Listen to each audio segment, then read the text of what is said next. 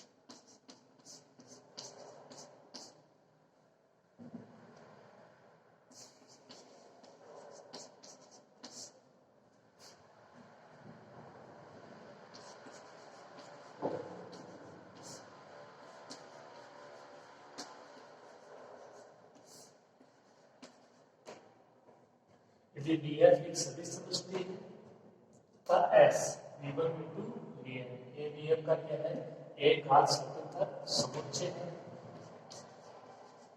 तब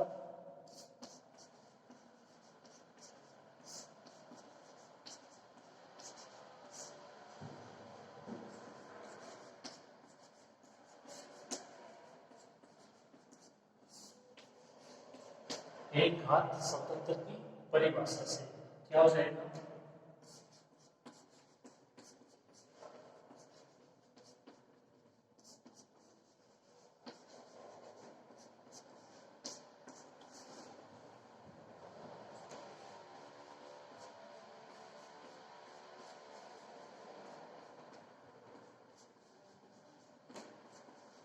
alpha 1 v1 plus alpha 2 v2 plus dot dot dot alpha n vn is equal to 0। ये समीकरण तो दोनों में रहेगी।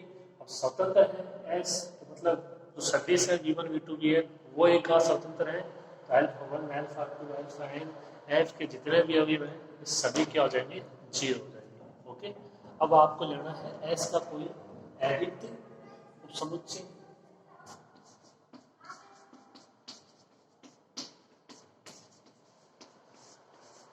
और वो alpha 1 alpha 2 dot dot dot alpha n belongs to x।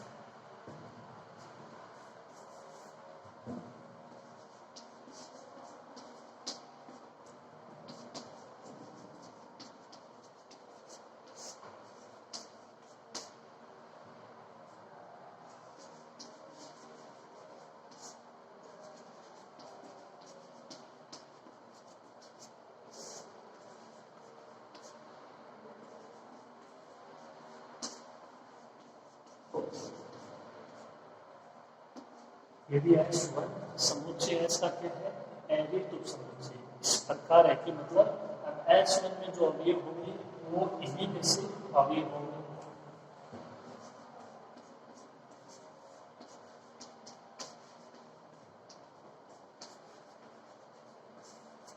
तो S तो 1 ऑप्शन मैंने अभी दे दिए v1 v2 vn।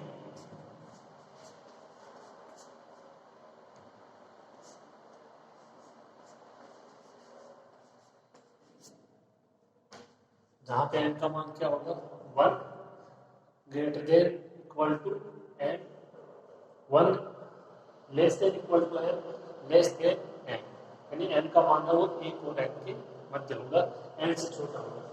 यहाँ पे मान लो आप यदि इसका मान लेते हो 3, तो v1 v2 v3 तीन अभी हो जाएंगे एस वन में, 4 लेते हो तो v1 v2 v3 v4 हो जाएंगे। कोई भी मान यहाँ पे डिफाइन हो सकता है एन से पहले, ठीक है। अगर आप एक के बराबर लेते हो तो एक कभी हो जाएगा v1, ओके।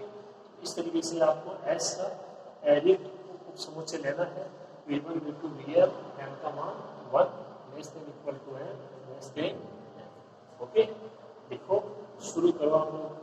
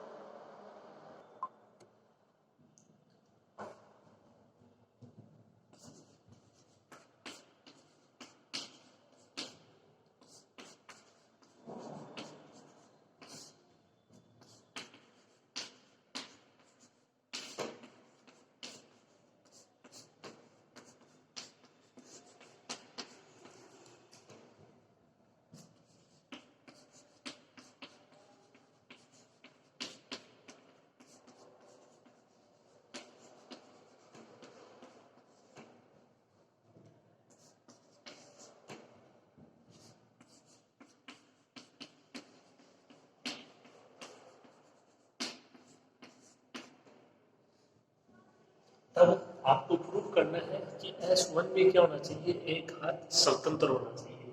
तो S1 के एक हाथ में स्वतंत्र होने के लिए आपको क्या प्रूव करना पड़ेगा, एक तो एक condition alpha one v1 plus alpha two v2 plus two two dot alpha n vm is equal to 0, alpha one alpha two alpha n F के अवयव।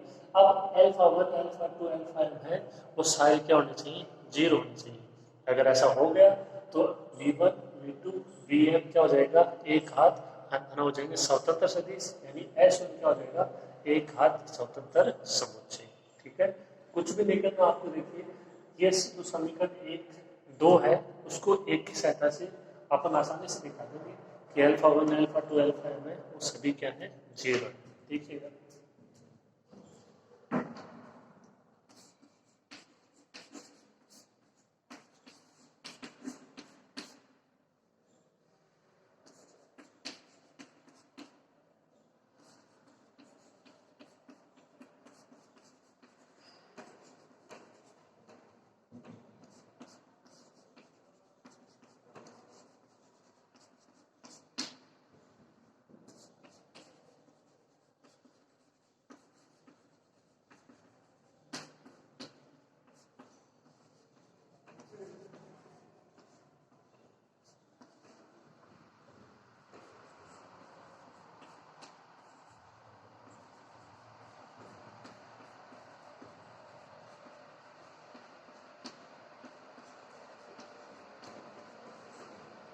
समीकरण दो को मैंने ऐसे लिख दिया, देखो कि यहाँ तक सेम है, alpha one V one plus alpha two V two plus dot dot dot alpha n V n. इसके बाद में इसके आगे तक लिखे हैं alpha n plus one B n plus one, alpha n plus two B n plus two plus dot dot dot last plus alpha n V n is equal to 0, जहाँ पे alpha n plus one alpha n plus two और कहाँ तक alpha N के जो आगे के मान है वो सारे क्या है, 0। तो यहाँ पे यदि आप इनके मान रखते हो 0, वापस यही समीकरण मिल जाएगी। समीकरण जो ये तीन है, समीकरण एक और तीन देखिए दोनों सेम है, alpha one B one alpha two B two alpha n B n, ठीक है। वहां पे भी इनके बीच में बहुत सारे मान हो सकते हैं, बस वहां पे डिफाइन नहीं है और यहाँ पे डिफाइन है, इनके को तो भी इतना ही तो है, ओके। तो समीकरण एक और समीकरण तीन क्या है, समान है।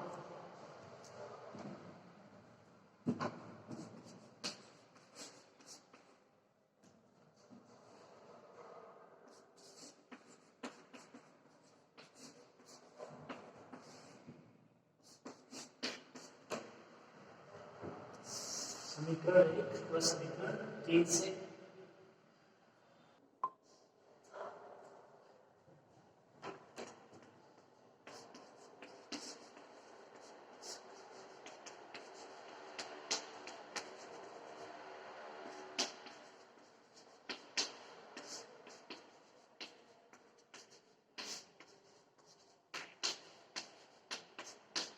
सदिश V1 V2 Vn ये आपको दिया गया है और समीकरण 1 से भी आप देख सकते हो एक घात स्वतंत्र है, इसका मतलब जो इनके गुणांक है वो सभी क्या होंगे, 0 होंगे।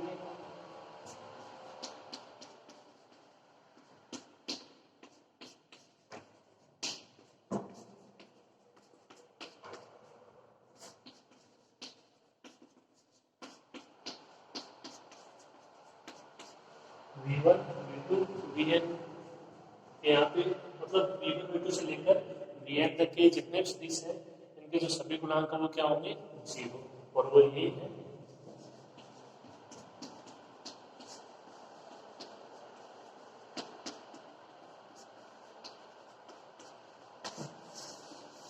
अल्फा 1 अल्फा 2 अल्फा n, अपने को यही चाहिए था, इज इक्वल टू 0।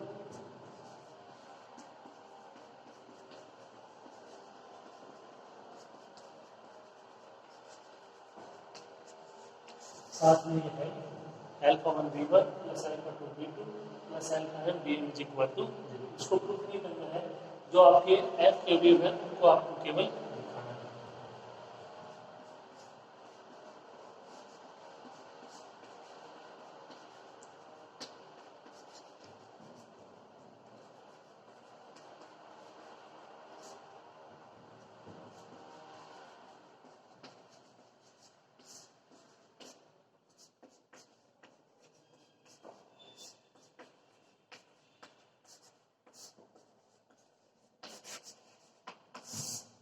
सदिश V1 V2 Vn अर्थात समुच्चय S1 जो कि समुच्चय S का अधिक उपसमुच्चय वो क्या है, एक घात स्वतंत्र। ओके, बिल्कुल आसान से थ्योरम है, आप इसको आसानी से कर लोगे। ठीक, लिख लो, कंप्लीट करो इसको।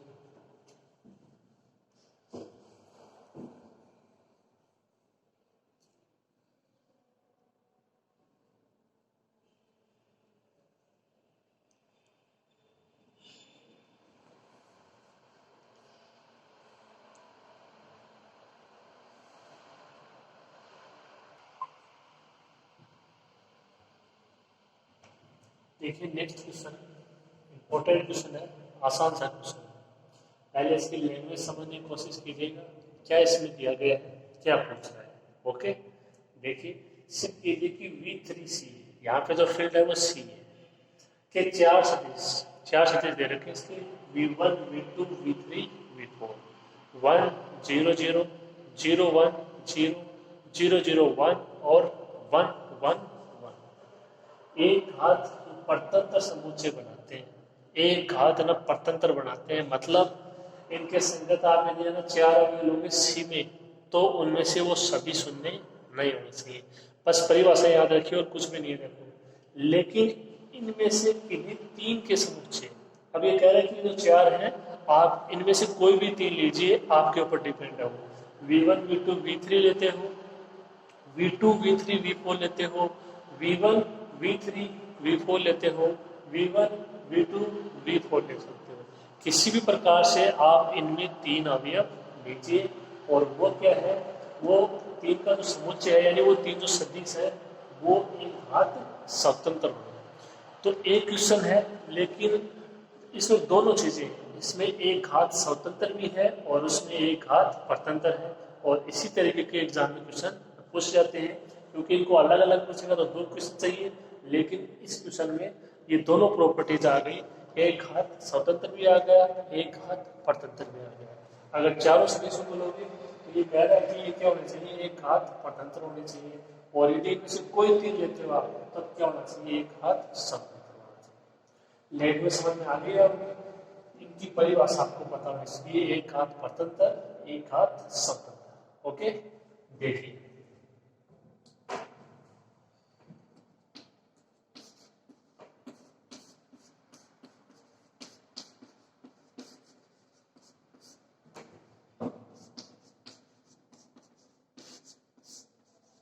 V3C क्या है, सदिश समष्टि है।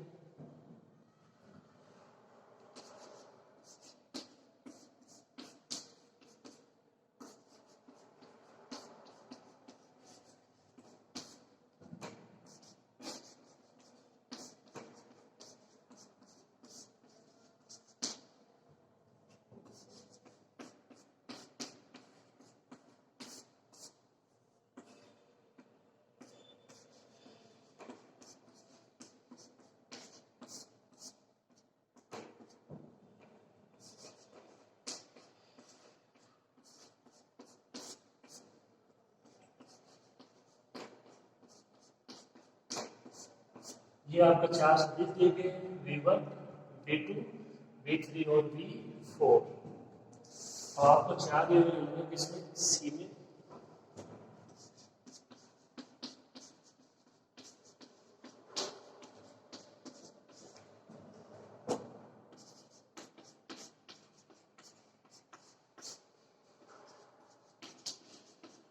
और वो α1, α2, α3, α4 बिलोंग्स टू सी। इस प्रकार है कि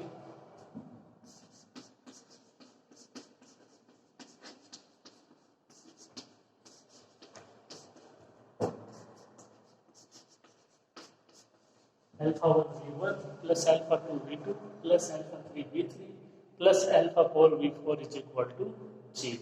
अब इसमें मान अप्लाई करेंगे V1, V2, V3 और V4।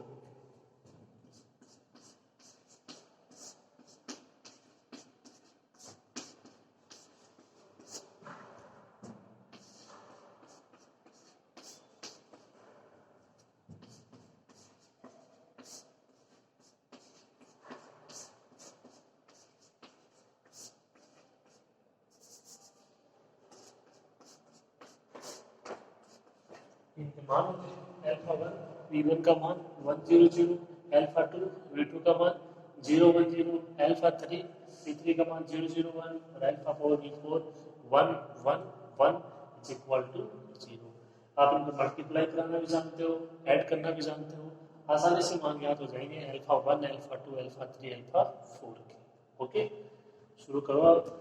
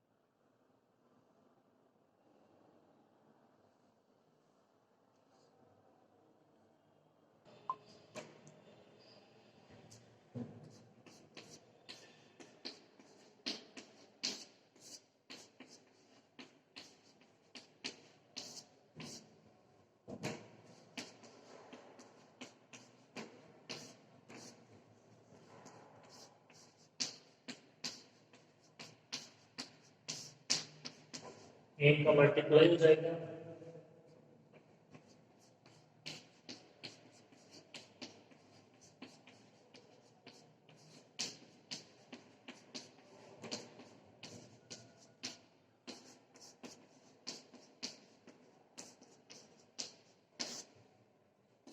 एक का ऐड हो जाएगा,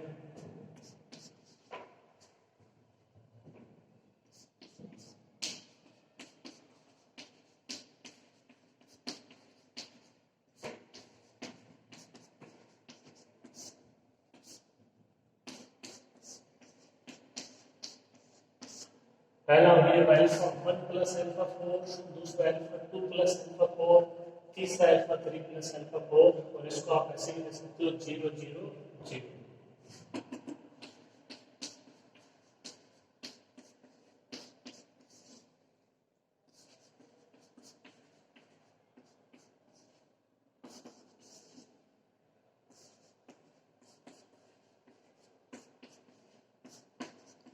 समीकरण 1, 2 और 3। α1 plus α4 is equal to 0, α2 plus α4 is equal to 0 और α3 प्लस α4 इज इक्वल टू 0। देखो यहां से आप मान ज्ञात कर सकते हो।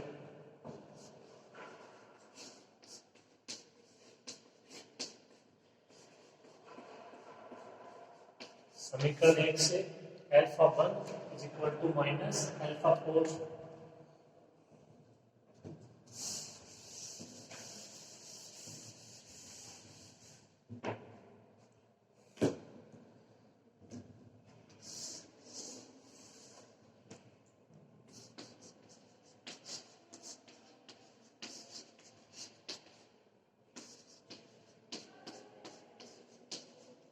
समीकरण 2 से क्या हो जाएगा, α2 is equal to minus α4,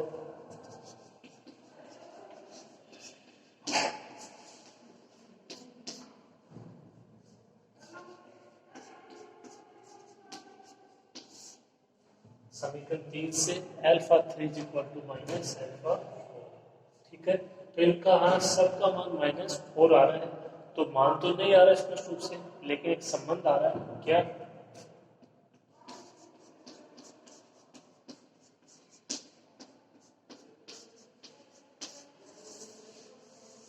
alpha 1 is equal to alpha 2 is equal to alpha 3 minus alpha 4, यानी अल्फा 1 अल्फा 2 अल्फा 3 इनका सबका मान आ रहा है minus alpha 4।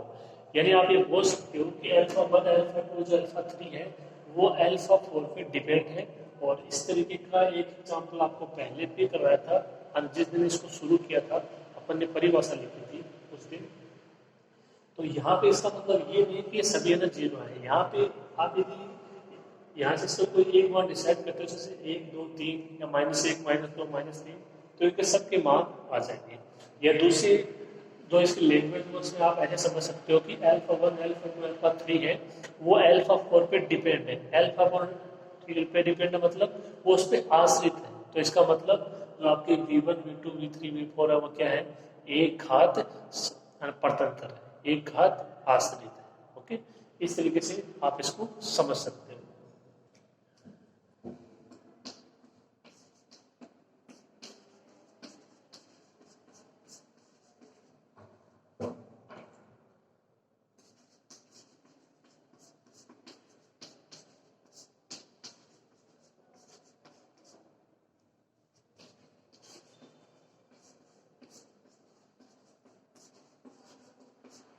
Alpha 1 alpha 2 alpha 3 तीनों मान वो अल्फा 4 पर निर्भर है तब। ठीक है, करो आप।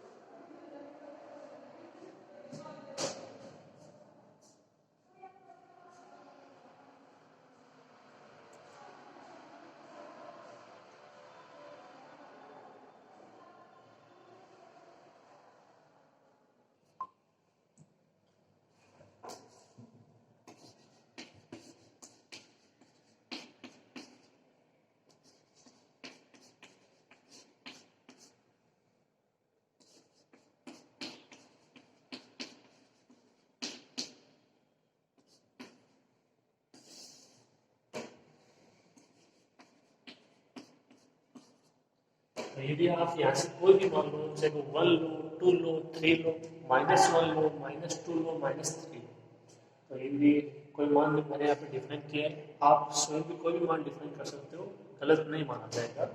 अल्फा 4 इज इक्वल टू 3 है तो अल्फा 1 अल्फा 2 अल्फा 3 का मान -3 हो जाएगा, और अल्फा 4 3 इनका मान होना क्या चाहिए था, अगर एक राशि स्वतंत्र है तो सभी का जीरो नहीं है, वो मान अल्फा 4 पे डिपेंड है।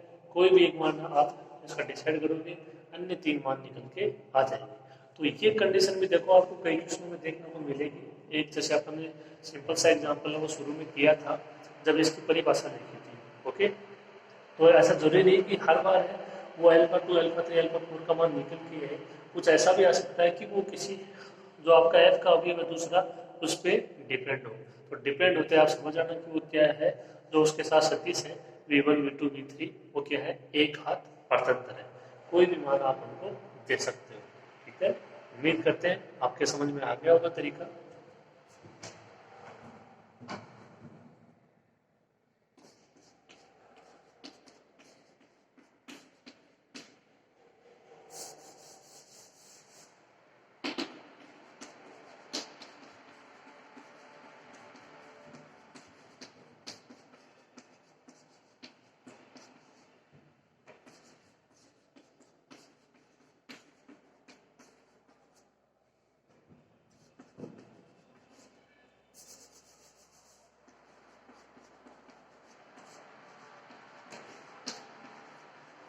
तो ये कंडीशन आ गई है तो V1 alpha 2 V2 alpha 3 V3 plus alpha 4 V4 is equal to 0, और अल्फा 1 अल्फा 2 अल्फा 3 अल्फा 4 वो शून्य नहीं है।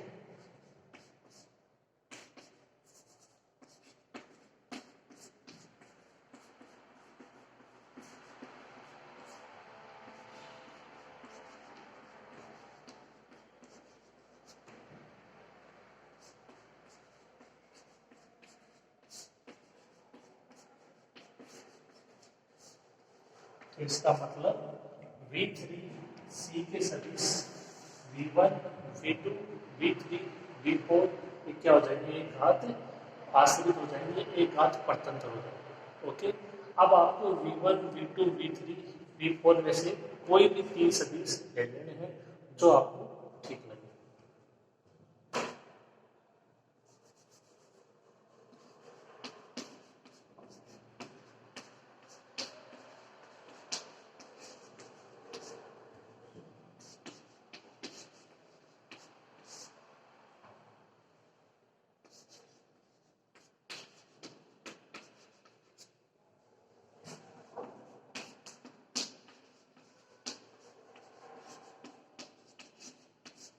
V3 C के 3 सदिश V2 V3 V4 लिए, यहाँ पे मैंने लिए V2 V3 V4। आप इन दूसरों को भी लेकर करके देखना कंडीशन है वो सेटिस्फाई होती है या नहीं।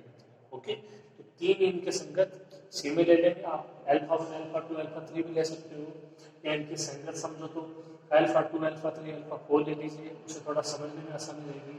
तो अल्फा 1 V2 हो जाएगा, अल्फा 2 V3, आपको जैसा ठीक लगे, गलत नहीं माना जाएगा। अल्फा बीटा गामा भी ले सकते हो।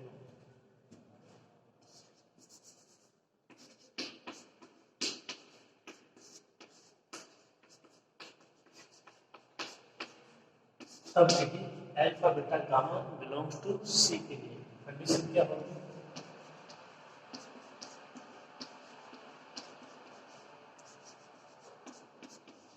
Alpha V2 plus beta V3 plus gamma V4 is equal to 0। जो V2 है उसका मान देख लीजिए क्या है, 0 1 0,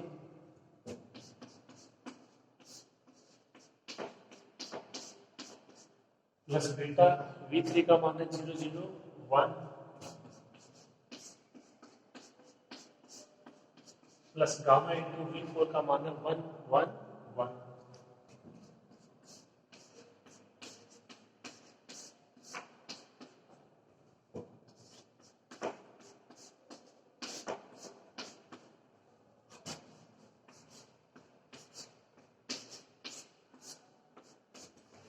अगर मल्टीप्लाई करोगे 0 alpha 0 0 0 beta gamma gamma gamma is equal to 0। Add कर देंगे, अल्फा बीटा गामा के मान आपको ज्ञात करने हैं। यहाँ पे होने चाहिए तीनों 0, तभी जो 3 सदिश है V1 V2 V3 V2 V3 V4 है वो क्या हो जाएंगे, एक घात स्वतंत्र हो जाएंगे। ओके, आसान सा क्वेश्चन है, आप कर लोगे, इसको लिख लीजिए।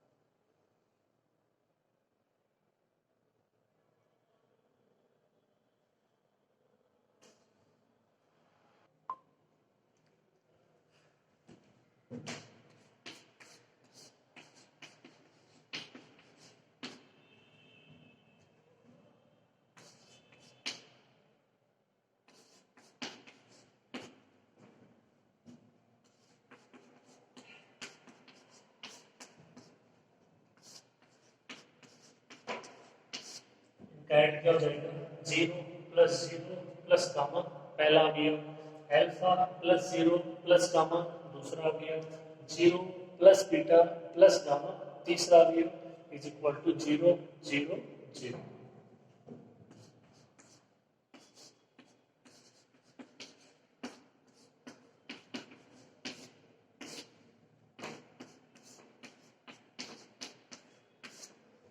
ये हो जाएगा गामा, ये अल्फा प्लस गामा, ये बीटा प्लस गामा।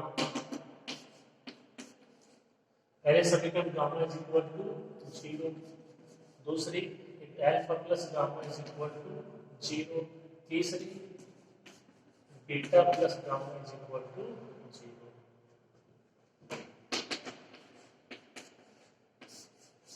ये गामा इज इक्वल टू 0 है, ये यहाँ पे रखोगे, यहाँ पे रखोगे,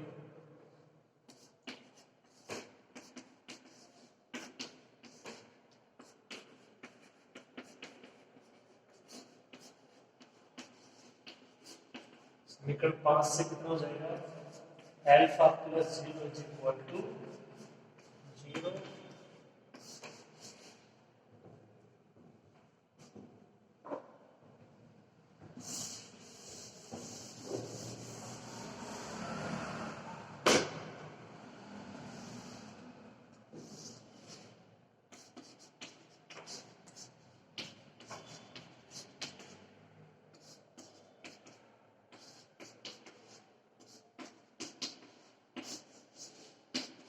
अच्छा ऐसे रखोगे तो beta plus gamma is equal to 0, gamma का मान 0, बीटा का मान अल्फा, बीटा, गामा तीनों के आगे 0 आ।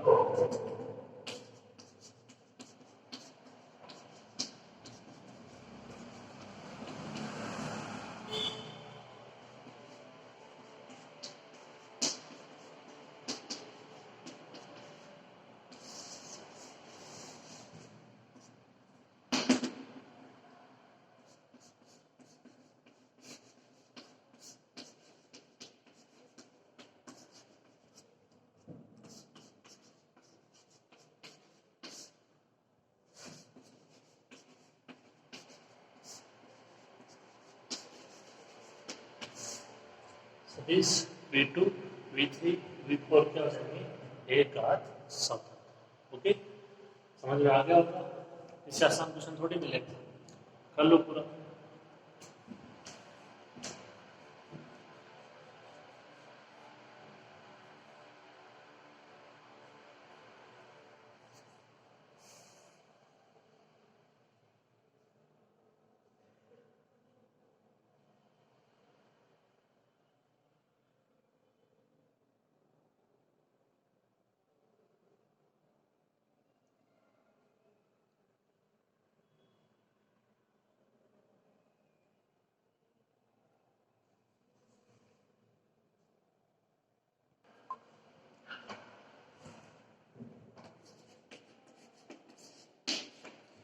देखिए तीन सदिश दिए गए, V1, V2, V3। अपने को पता ये लगाना है कि ये सदिश है वो एक हाथ स्वतंत्र है या एक हाथ आश्रित है। ओके, देखिए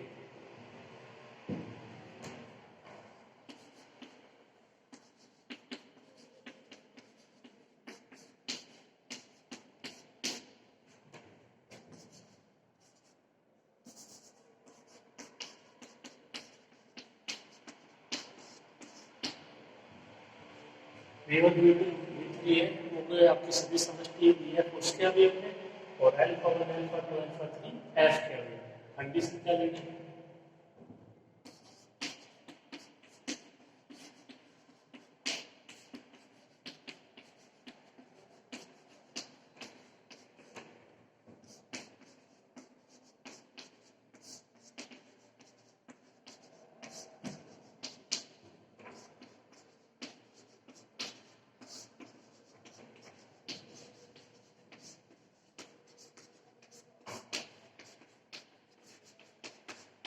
तब सदिशों V1, V2, V3 के एक हाथ स्वतंत्र या एक हाथ आश्रित होने के लिए वो समीकरण आपको काम में लेनी पड़ेगी।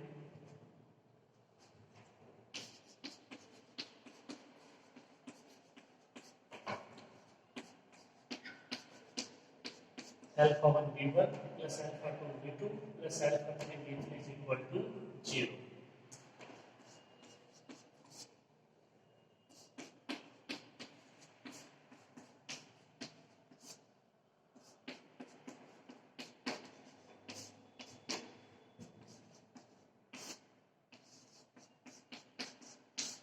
मान अप्लाई कर दिए V1, V2, V3 के 1, 3, 2, 1 माइनस 7 माइनस 8, 2, 1 माइनस 1।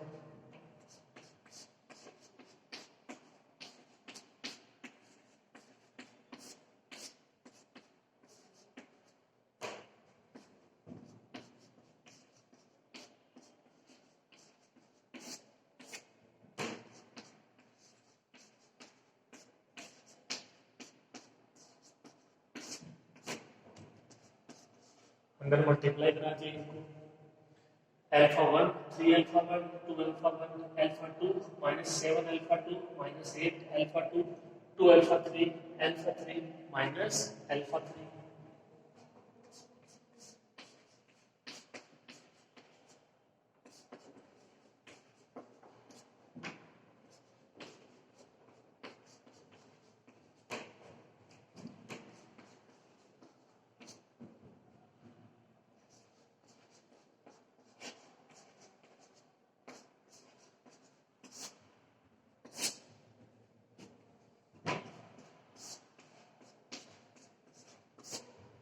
इनका योग कराओगे alpha 1 plus alpha 2 plus 2 alpha 3, दूसरा 3 अल्फा 1 माइनस 7 अल्फा 2 प्लस का अल्फा 3, तीसरा 2 alpha 1 minus 8 alpha 2 minus alpha 3 is equal to 0 0 0। देखिए कई बार चीजें आसान लगती है, उन्हीं में गलती होने की संभावना रहती है। एक भी इधर मानो हो गया प्लस माइनस, ये आपको इसको जोड़ना था इसमें और आपने गलती से इसमें जोड़ दिया, हो जाता है कई बार। जो चीजें आसान लगती हैं उन्हीं में मिस्टेक हो जाती है। ओके, तो अगर आपने कर लिया तो एक बार उसको ठंडे दिमाग से चेक कर लेना कि उसमें मिस्टेक तो नहीं है, कहीं ओवर कॉन्फिडेंस में कि हाँ जोड़ दिया हो गया सही, नहीं, चीज़ें हो जाती है गलत। जो अपने को आसान लगता है उसमें भी चीज़ें गलत हो जाती है। ठीक है, तो आप इतना लिखिए, फिर अपन आगे करते हैं, देख लेना आप सही है या ये नहीं है।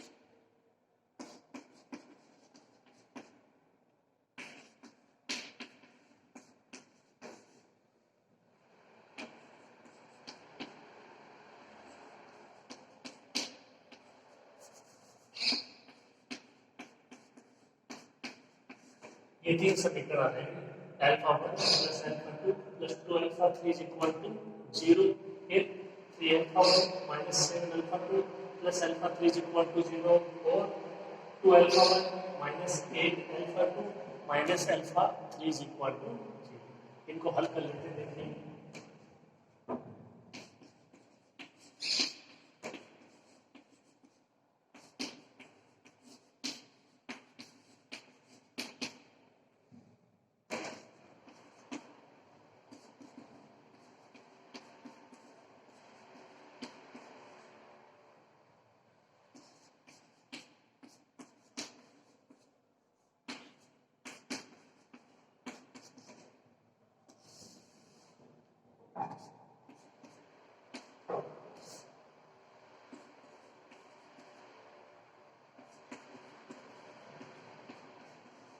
तो एक और दो को हल करोगे, इसको 3 से मल्टीप्लाई कर देंगे, ये ऐसे का ऐसे।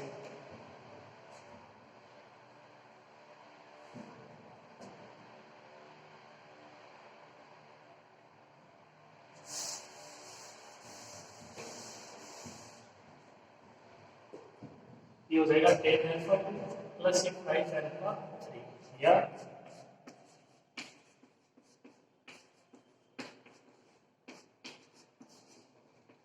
2 alpha 2 plus alpha 3 is equal to 0।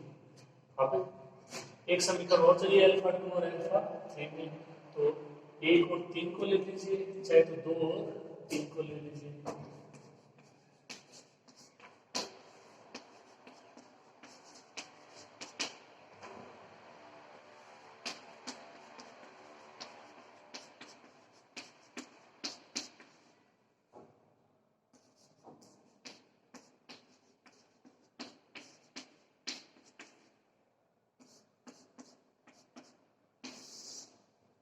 ये 12 से 12 का 1 कैंसिल, ये कितना हो जाएगा 10 alpha 2 plus 5 alpha 3 equal to 0, 5 alpha 2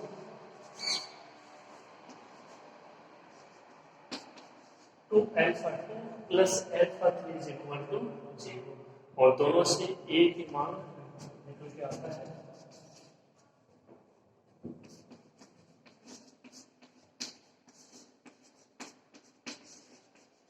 समीकरण 4 व 5 से 2 alpha 2 plus alpha 3 is equal to 0,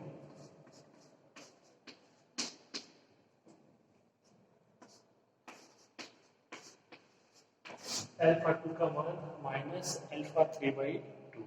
तो यदि यहाँ से देखो स्पष्ट रूप से मान निकल के आ जाता तो आप बोल देते कुछ ना कुछ मान, अल्फा 2 है वो अल्फा 3 पे डिपेंड है या अल्फा 3 अल्फा 2 पे डिपेंड है, किसी भी तरीके से बोल दो। और भी अपन इसको किसी भी तरीके से हल कर सकते हैं।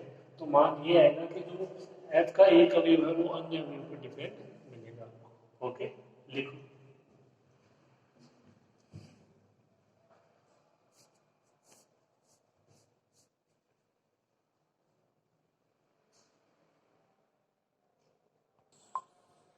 अभी देखो अल्फा 2 अल्फा 3 में संबंध है, अपन इनमें एक नहीं है अल्फा 1, उसको ज्ञात कर देते हैं। तो तीनों में पता लग जाएगा कि आश्रित है या नहीं। तो यहाँ से आपको चाहिए अल्फा 1, अब चाहे तो अल्फा 1 और अल्फा 2 में संबंध ज्ञात कर लो, वो ऐसे हो जाएगा। चाहे अल्फा 1 अल्फा 3 में ज्ञात कर लो, जो आपको ठीक लगे उससे कर लेना।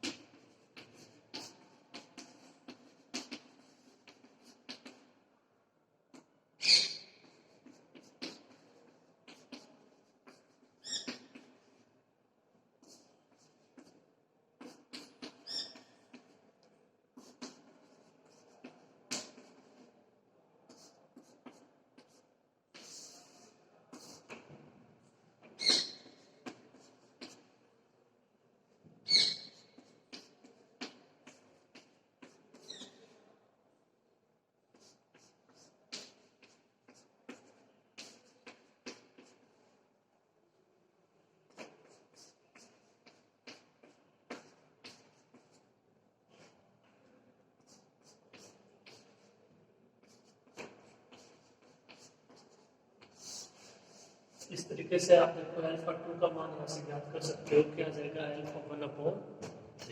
ठीक है, ये मैंने समीकरण 1 और 2 को लिया है, अल्फा 3 को हटा दिया तो इसको 2 से मल्टीप्लाई कर दिया और बाकी ऐसे का ऐसे।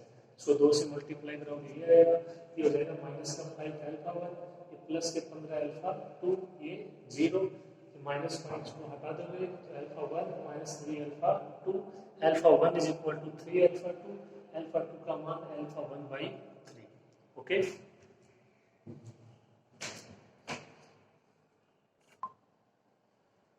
तो यहाँ से देखो अपने पास दो संबंध आ गए। अब जैसे वो अपना संबंध है वो 1 और 2 को 1 और 3 को हल करने पे आया था। अब आप 1 और 2 को तो हल कर ही लिया है, 1 और 3 को हल करोगे, अल्फा 3 को कैंसिल करोगे तब भी यही मान रहेगा। अगर आप इसको करके देखना चाहो तो कर सकते हो, मान यही आएगा। तो अपन ये बोल सकते हैं ओवरऑल, देखो इसको 2 से मल्टीप्लाई करोगे, इनको ऐड करोगे, ये हट जाएगा। 2 से मल्टीप्लाई करोगे 4 प्लस 1, ये 5 अल्फा 1 आ जाएगा, ये आ जाएगा यहाँ से हो जाएगा माइनस के 16 प्लस का 1, तो ये हो जाएगा माइनस के 15 अल्फा 2 इज इक्वल टू 0। एक ही तो बात है। ठीक है, तो मेरे करने का मतलब है कि मान ये आएगा जैसे वो संबंध है वो दोनों से सेम आया था उसी प्रकार, तो इन दोनों को मिला के देखो आप क्या लिख सकते हो।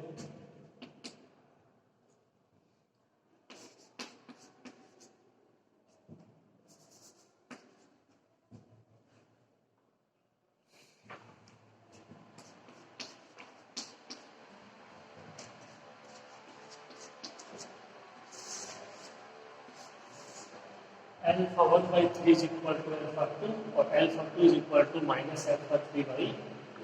ओके, तो ये तीनों में संबंध हो जाएगा और ये तीनों एक दूसरे पर डिपेंड है। तो अपन यहाँ से कोई मान डिसाइड करेंगे तब भी ठीक है, नहीं तो आप डायरेक्ट यहाँ से लिख सकते हो कि जो आपके तीनों सदिश मुख्य है एक घात प्रथम।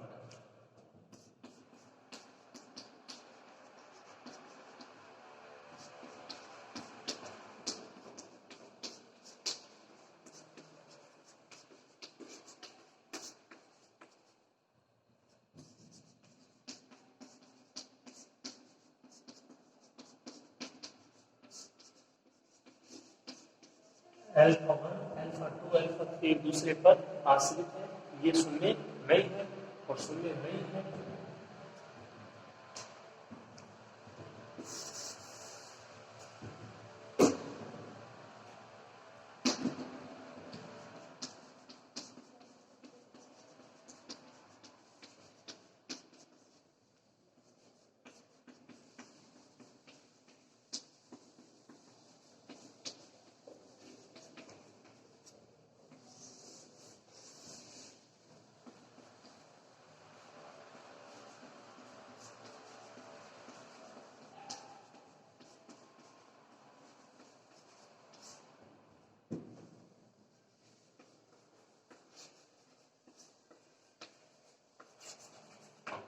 तो सदिश V1 V2 V3 क्या हो जाएंगे, एक घात पास। ये कंडीशन अल्फा 1 अल्फा 2 अल्फा 3 है वो शून्य नहीं। ओके, तो एक घात स्वतंत्र एक घात आश्रित की जो कंडीशन है, चाहे वो थ्योरम है चाहे वो एग्जाम्पल है, आपके अच्छे से क्लियर हो जानी चाहिए। ठीक है, आप इसको कंप्लीट कर लेना। आज के लिए इतना ही, मिलते हैं नेक्स्ट क्लास में।